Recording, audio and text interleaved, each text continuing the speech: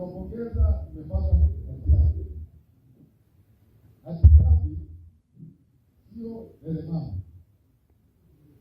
Kwa hiyo nichukue nafasi hii kabisa ya kuongeza wanachama, wajumbe wa bodi,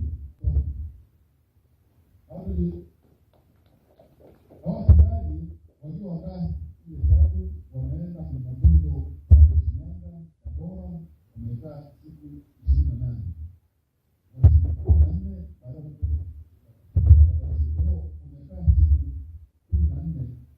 Kwenye kliniki ya kufunga vitabu. Sasa mafunzo yameanza kunaje? Kwa hiyo mwenyekiti wa bodi na bodi yako napongeza tambia kama vile kilo 503 kilo zaidi ya $31 na dola 78 ambazo ni tumbaku hiyo ndio sasa hawajakuja.